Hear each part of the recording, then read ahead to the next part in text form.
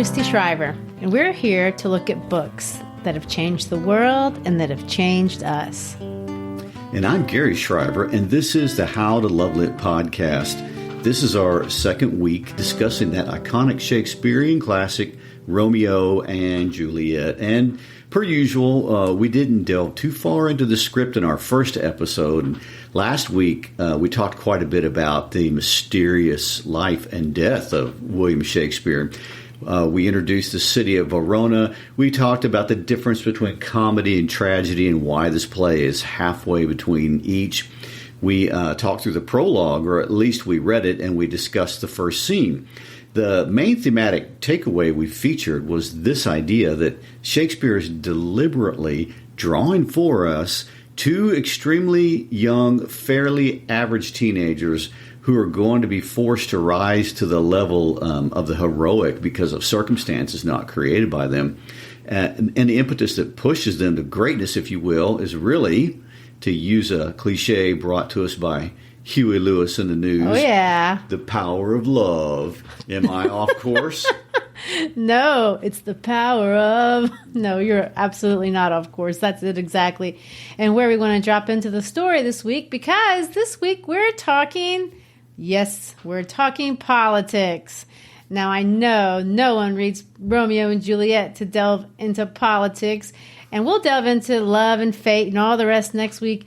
But there is something very interesting worth mentioning about politics in the play and the importance for leaders to be leaders and for grown-ups to act like grown-ups.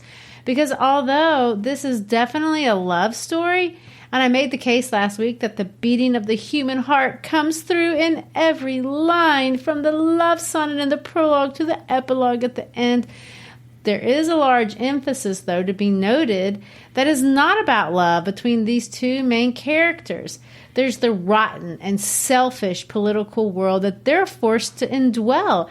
And what we see in these two teenagers is a strong desire to get out of this rottenness that Verona has turned into. I heard one commentator call it the Verona disease. So today, as we jump back in, let's look at the grown-up world, honestly, because that is who's watching the play in the globe. They're grown-ups. Well, that's a very good point to think about in terms of who's watching the play. Last week, you brought up the fact that the men in the audience would be illiterate or the lower classes, but there were also going to be lots of nobility and or rich people that would be watching this. But one thing both of these groups have in common is almost all of them would have been adults. And theaters were not the most savory of environments in that I'd day. say not. In fact, they were always being denounced by the church, and sometimes for good reason. And prostitutes were so common that most respectable women who went to the theater wore masks so that people wouldn't know who they were. And of course, I'm really not totally sure the age ranges of the play attenders, but I would guess that often the youngest people in the theater were likely the boys who were playing the roles of women on stage. And that's worth mentioning because all the actors were male in Shakespeare's plays. So just for context here, Juliet would have been played by a very young boy whose voice probably hasn't changed yet. So they could be pretty young teens dressed as girls, but boys nonetheless. And Christy, this is an aside, but for the history buffs out there, it's kind of interesting. One scandalous thing that has come to light in recent years is that many of these young boys who played the parts of the girls were actually kidnapped. What? They were snapped up on their way to school, and they were kept in human bondage for the purpose of playing these parts. And there is a documentation supporting that even Queen Elizabeth herself knew of this practice and had signed commissions allowing theaters to kidnap and force young boys to perform under threat of being beaten. Dr. Bart Van Ness is the researcher that uncovered this. And however, having thrown out that tidbit, I will say, Shakespeare is on historical record as being completely against this practice and made certain it was public knowledge that all of the child actors at the Globe were apprentices and not slaves, as was happening at the other theaters. Well, go Shakespeare. My gosh, that's horrible and not the direction I thought you were going. I was expecting you to say how The audience, for all its financial inequalities, would have been around the same demographic and age and have looked at these characters as children, not as adults. Well, there is that too. I did get off on a tangent, and I know you are wanting me to tell you my thoughts in terms of the politics of the play from maybe a historical or a psychological bent. But that aside is interesting. One thing that stands out to me in the prologue especially, but also throughout the rest of Act 1, is the line where civil blood makes civil hands unclean. I mean, it's obviously a pun that would stand out to a history teacher. And civil has two meanings, the one that has to do with citizens or relating to the legal system, but it also means courteous and polite. And this polite blood, these polite hands are unclean.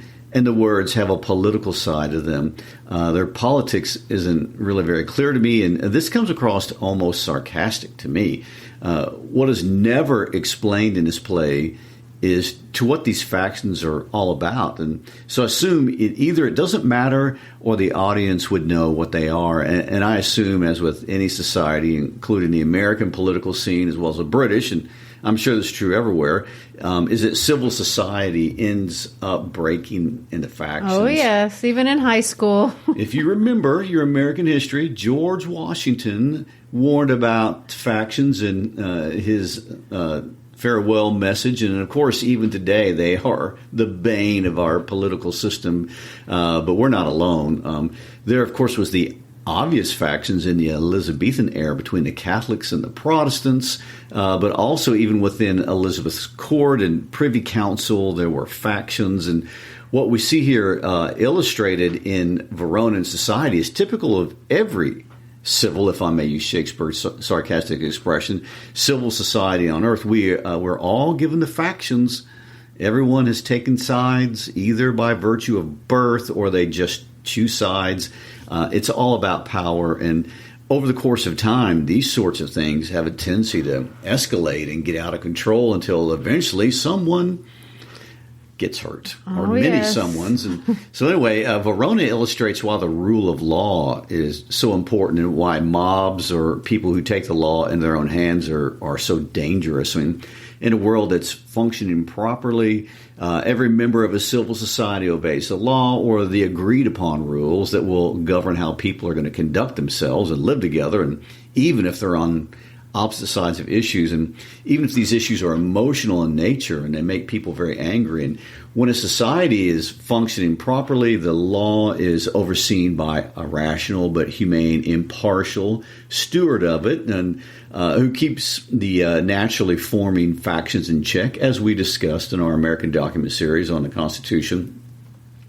And in a healthy society, the leaders of each faction are interested in preserving peace and do their part to rein in their side. So here we see lapses in leadership and good government from all sides from the very beginning of the play. For one thing, all these young adults have nothing to do. They're just roaming the streets. I mean, thrice they have disturbed the quiet of Verona's streets, to loosely quote the prince. Why haven't these community leaders create a world for young men to be actively engaged in something productive in their life? I mean, idleness has been a chief sower of problems always, but the prince here is also a problem. Look at how the prince handles the fighting. He's arbitrary and he enforces no real consequences. And 3 times he's busted them. And what is his reaction to this? The prince threatens to kill them. Kill them! A little overreach. And then calls the fathers of the 2 rival factions to his house to discuss the feud. And he went from nothing to death. The prince is not wise. I mean, there have been no actual consequences for the gentleman in question. I mean, they're spoiled. It's like those parents that are always yelling at their kids but never disciplining them. And his leadership is, at the very least, reactive and not proactive. And we see in the next acts that the fathers of these families aren't interested in straightening this out either. Well, this is exactly where we drop into Act 1, Scene 2. They've had this pointless brawl in the streets. But before we do that, I do need to introduce the families. When I taught this play, and I haven't taught it for a long time, but when I did, we always struggled with keeping the character straight. Which one was from which family? So I kind of remembered it like this. Juliet is a Capulet, the T. And Tybalt is a relative of Juliet. He has a T. And then you have Montague, Romeo. I know that's not how you pronounce it, but that's how I remembered it. And all the O ones go with him. Benvolio, Montague. Even Mercutio, he's not in the same family, but they're friends of Romeo. So you can kind of try to keep which one is the Montague and which one is Capulet straight. We'll see if I can do that with that little mnemonic device. Juliet is a Capulet. There, it's a cheer. Well, after our arbitrary but somewhat exciting brawl, scene 2 shifts away from the outer politics that you're talking about and goes back to what appears to be love, but actually really is nothing more than the politics you're just discussing. And it's also a fun insight to see how Shakespeare does have something for everyone. The first scene is very action-oriented. It's very vulgar in language with all these boys, talking trash in that sense. Sounds like a Netflix episode. Yes, but it ends in a serious tone. And the second scene and the third scene, there's a lot in them that's light and fun. No one's getting told they're going to die or anything like that. Here in scene 2 of Act 1, we see Mr. Capulet being approached by this old guy, Paris, who wants to marry Juliet, which is gross and seems even to gross out Mr. Capulet because of their ages. Let's read a little bit of those lines and capture the language, if you don't mind. You can read Capulet, and I'll read Paris. But saying o'er what I have said before, my child is yet a stranger in the world. She's not seen the change of 14 years. Let 2 more summers wither in her pride, ere we may think her ripe to be a bride. Younger than she are happy mother's maid. And too soon marred are those so early made. But woo her, gentle Paris, get her heart. My will to her consent is but a part, and she agreed within her scope of choice. Lies my consent and fair according voice. This night I hold an old accustomed feast, whereto I have invited many a guest, such as I love, and you among the store. One more most welcome makes my number more. At my poor house look to behold this night, earth-trending stars that make dark heaven light, such comfort do lusty young men feel. So he doesn't seem to say outright no. He just tells him to woo her, and good luck with that. I know, right? But notice how that's kind of the same thing that Benvolio told Romeo. Look around. He's saying, look around, Paris, just like Benvolio said, look around, Romeo. Woo, but maybe you can find another girl to love. Another point to make, and I think this is really interesting, Rosaline, this girl that Romeo has been pining over from the beginning of the play, is a first cousin of Juliet. So that means she's on Team Capulet, because this is a feud, and we're going to find out that no one wants Romeo and Juliet to be together, but no one seems to care very much about her. I wonder if she's like the poor cousin or something. I don't know. I'm making that up. Anyway, Mr. Capulet, bottom line, is having a party, a masquerade ball, of course. And these are famous and an iconic scene. It's set up for Paris to woo Juliet or find another chick. It's a setup for Romeo and Benvolio to crash a controversial party. Benvolio is determined to find a prettier chick for his buddy, and this seems to be a perfect opportunity. You may notice that there's no talk of anyone being in real danger or anyone dying by attending this party, as you might expect if they were really enemies.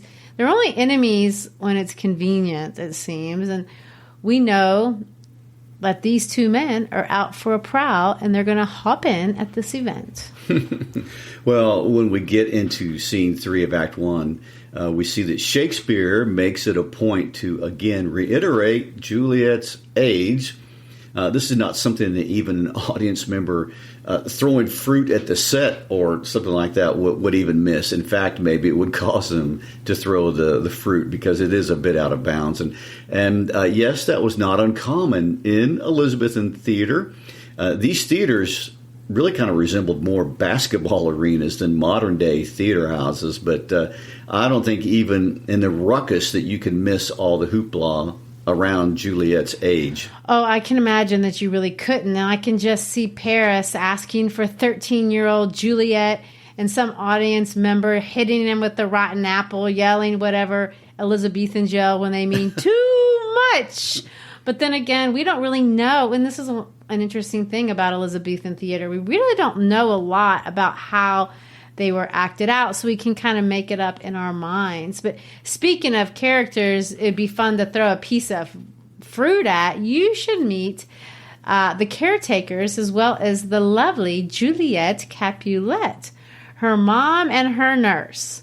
Let me introduce a literary term here for you, and that term is the term foil, because Shakespeare loves making foils. Now, if you're in school, you think of foil as a mathematical order of operations. At least that's what I'm told. You couldn't prove it by me. But in the English world, it means characters that are obviously created to be opposites in a fairly distinctive way. We've already seen this once in this play. Benvolio and Tybalt are foils, and Benvolio being the good guy and Tybalt, in a sense, being the bad one. But here you're going to see two more, the mom and the nurse. Both of these women seem to love Juliet, at least they should, but notice how opposite they are. One is cultured and beautiful. The other one is crude and bawdy. Well, I think there is one more important way when we see these two women. One of them has an intimate relationship with Juliet, and that's actually the nurse. And then there's the mother, who's quite cold and seems not to know her daughter much, or at least doesn't pity her, although we must assume she does love her daughter. I know. And another funny thing is that Shakespeare makes this nurse so ugly and also lovable all at the same time. And you have to remember, again, she'd been played by a man. I can kind of imagine what this character would be like from the language in the play. I mean, she has 4 teeth and she's large. So, you know, and then she talks about putting wormwood on her breast to wean Juliet. It would be all a ridiculous opportunity for some dude dressed up as a woman to have these vulgar, ridiculous hand gestures. And again, an opportunity for fruit to come flying through the air. I don't know. That's how I imagine it. Anyway, the fact is, the nurse makes a couple of very out-of-bound remarks in her monologue about Juliet's sexuality. And maybe it's supposed to be funny, but it's also, at least for a modern reader, or a woman modern reader, that it's a brutal reminder through the mom and the nurse's conversation that women in those days really did view themselves as sexual merchandise, or as their daughters as sexual merchandise. What are we going to get for her? What's the political transaction, if you will? And of course, Juliet emphatically says she does not want to get married. And her mother responds by saying, well, I was married at your age. So much for that empathy. The nurse tries to tell her that he's good looking. This funny line, he's a man of wax. Is that a compliment? I think it is. But obviously, it comes down to this nice little metaphor the mom makes at the end when she says this precious book of love, this unbound lover, to beautify him only lacks a cover. But then she says the line that makes it make sense. That book in many eyes does share the glory that in gold clasps locks in the golden story. So there you go. What's it about? Cha-ching. It's about the money. The gold. The argument could be made that Shakespeare is drawing out this point, but maybe that's my arrogance of the present. Well, of course, from there, we fly right into scene 4 with the boys marching to the party and excited about the potential hookups. I mean, there's a trend that hasn't changed in 400 years. I'd say no. There's Mercutio, who's the prince's cousin and Romeo's best friend. There's Benvolio, who we've already met. And there's our hero, Romeo. Romeo, of course, is still pining. Under love's heavy burden, I do sink. His friends are committed to reassuring him that he can move on. There's all kinds of funny lines. There's this very strange monologue by Mercutio talking about this little fairy called Queen Mab, a character nobody had ever heard of before this play or Shakespeare. Maybe she existed, but she's shown up again and again ever since in lots of other pieces. Apparently, according to Mercutio's little monologue, she's a fairy the size of a gemstone who rides around in a hazelnut chariot doing all kinds of mischief. And one thing that she does is she drives into lovers' brains and makes them dream of love. Isn't this called Cupid? No, it's Queen Mab. Mercutio talks about dreams, saying that they're the children of an idle brain, begot of nothing but vain fantasy, which is thin of substance as the air and more inconstant than the wind. It's an interesting turn of phrase, really, and points us to another motif that we're going to see later on in this play, and that's this idea of dreams. Juliet has just gotten through talking about that she does not dream of getting married. And now Mercutio tells us a lot about what people do dream of, and it's kind of funny. I find it interesting that Shakespeare here is right in line with much later psychoanalytic ideas on dreams. Back to Freud. There you go. Yeah, in his speech, the dreams, they're like the crazy version of what each person wants. And the soldier dreaming of cutting foreign throats, the lawyer dreaming of money, and among other things. I mean, that was a funny one. Indeed, because lawyers haven't changed. They still dream. I don't know. Well, in scene 5, we finally get to the big party. It's a masquerade ball. But unfortunately, we're going to see that Tybalt recognizes Romeo. And of course, Tybalt wants to kill him for being a Montague. We see Mr. Capulet, and here we don't know if he's just a permissive parent or if really the feud isn't a big deal, but he tells Tybalt to stand down. He's going to say that Romeo, by all accounts, is a nice guy, and he doesn't ask him to leave and seems to want him to stay and enjoy the party. And that's true. And what we love about this scene, of course, isn't that, even though that is kind of interesting, but we're going to get to see the back and forth between Romeo and Juliet. Romeo sees her. He's enchanted. We definitely have to read these lines. Oh, she doth teach the torches to burn bright. It seems she hangs upon the cheek of night as a rich jewel in an Ethiop's ear. Beauty too rich for use, for earth too dear. So shows a snowy dove trooping with crows as yonder lady o'er her fellow shows. The measure done, I'll watch her place stand, and touching hers make blessed my rude hand. Did my heart love till now forswear its sight? For I never saw true beauty till this night. He never saw true beauty till this night. Greatest pickup line ever. It is. Well, of course, he says that actually before Tybalt sees him. But then Tybalt leaves and we get the really famous exchange because they find a way, or he finds a way to get to her. And then we're going to see this very famous exchange. If I profane with my unworthiest hand this holy shrine, a gentler sin is this. My lips two blushing pilgrims ready stand to smooth that rough touch with a tender kiss. Good pilgrim, you do wrong your hand too much, which mannerly devotion shows in this. For saints have hands that pilgrims' hands do touch, and palm to palm is holy palmer's kiss. Have not saints lips and holy palmers too? Aye, pilgrim, lips that they may use in prayer. Oh, then, dear saint, let lips do what hands do. They pray, grant thou, lest faith turn into despair. Saints do not move, though grant for prayer's sake. Then move not while my prayer's effect I take. Thus from my lips by thine my sin is purged. Then have my lips the sin that have took. Sin from my lips? O trespass sweetly urged, give me my sin again. You kiss by the book. Well, one thing you can't help but notice is all the religious language here. Well, there is that. And there's been all kinds of discussion of why this injection of religious language.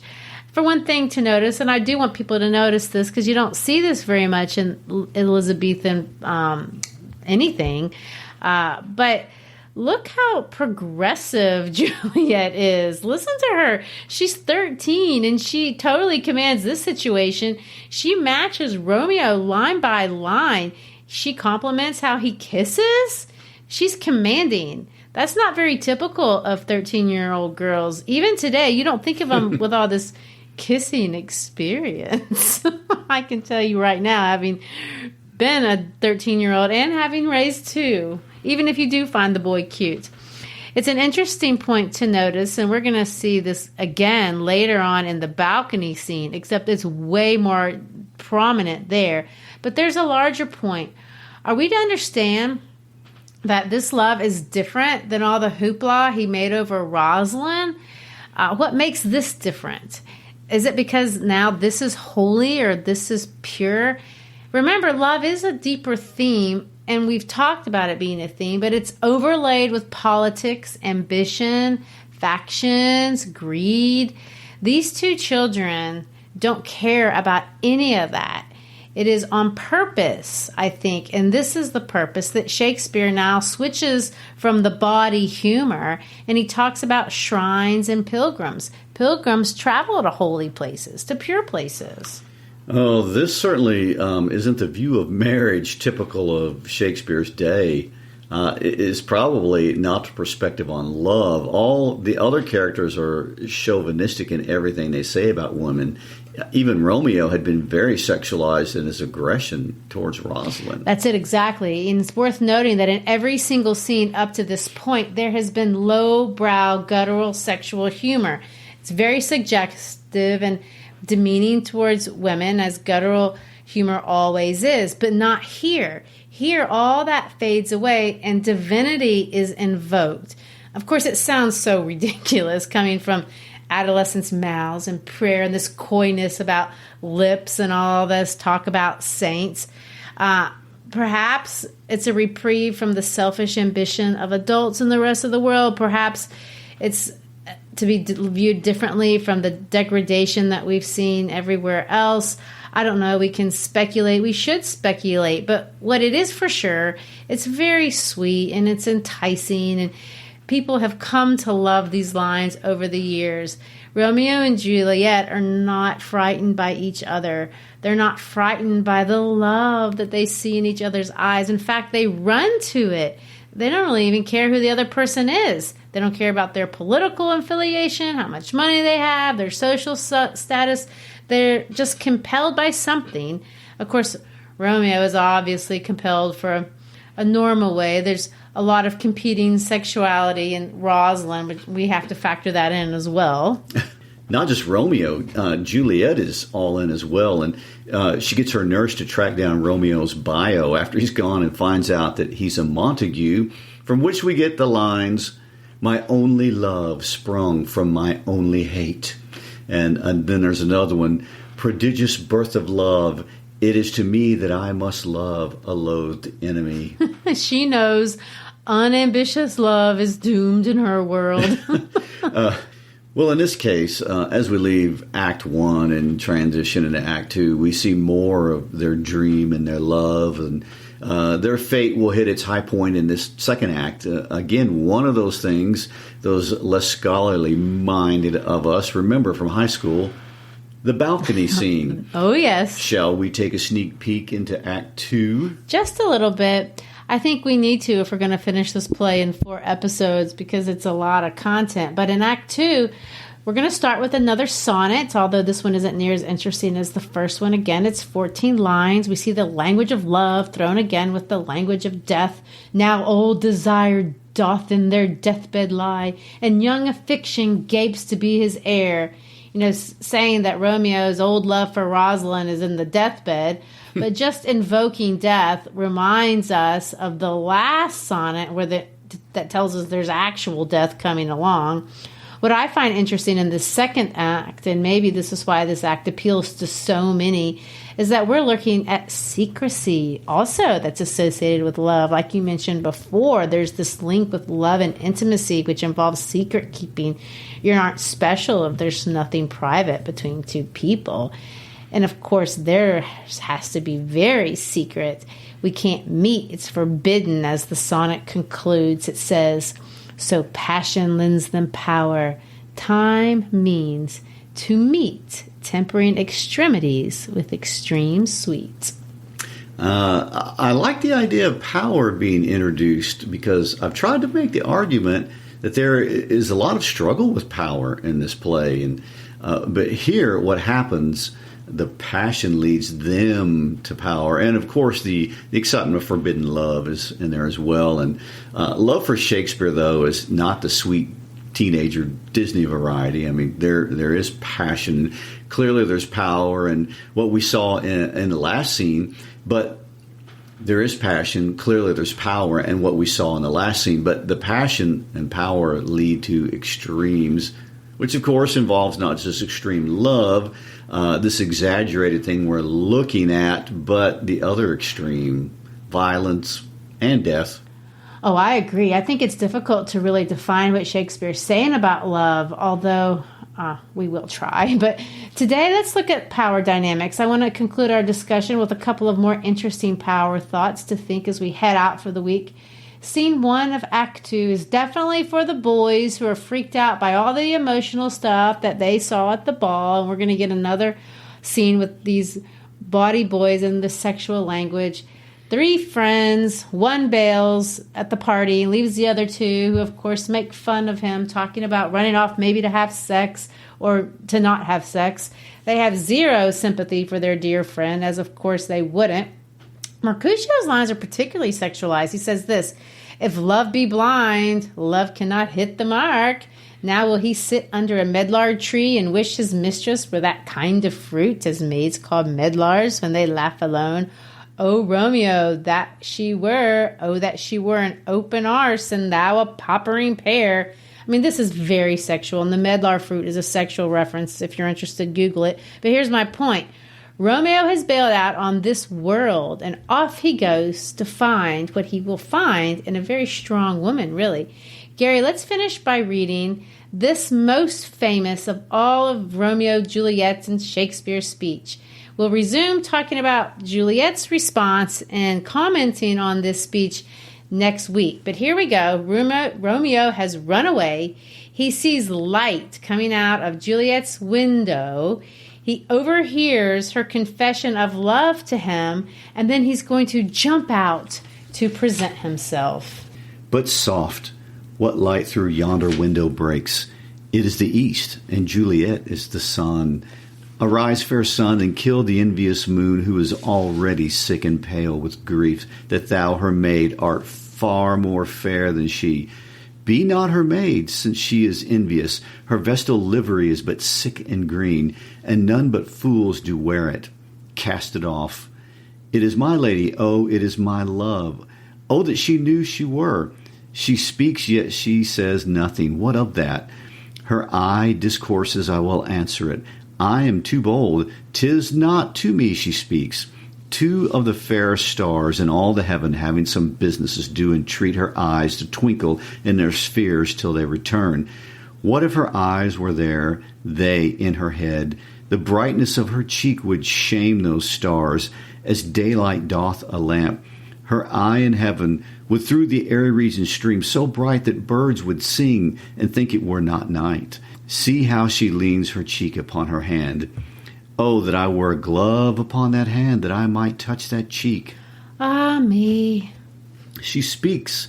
Oh, speak again, bright angel, for thou art as glorious to this night, being over my head, as is a winged messenger of heaven, unto the white upturned wondering eyes of mortals that fall back to gaze on them, when he bestrides the lazy passing clouds and sails upon the bosom of the air. Oh, Romeo, Romeo, wherefore art thou, Romeo? Deny thy father, and refuse thy name. Or, if thou wilt not, but be sworn my love, and I'll no longer be a Capulet.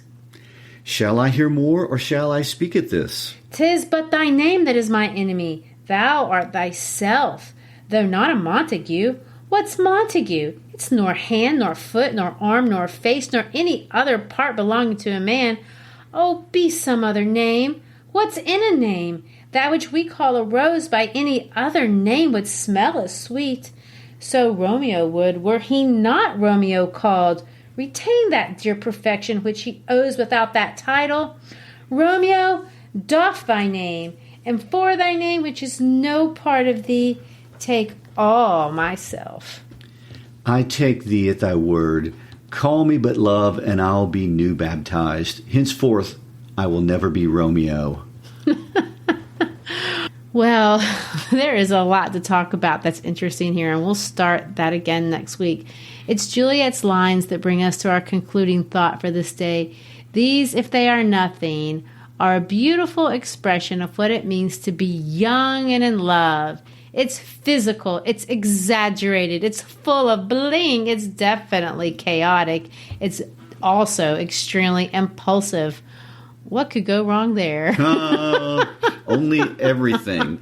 Well, for most of us, it certainly has, to some degree. And next week, we delve deeper into the hasty world of secret love. And we'll see where passion leads them to power.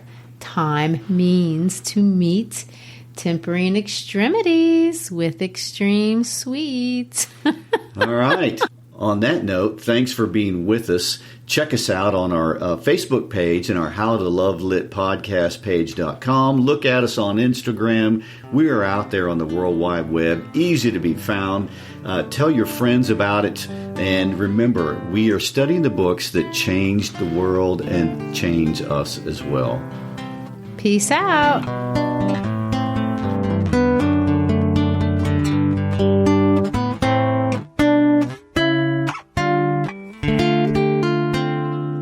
Thank you.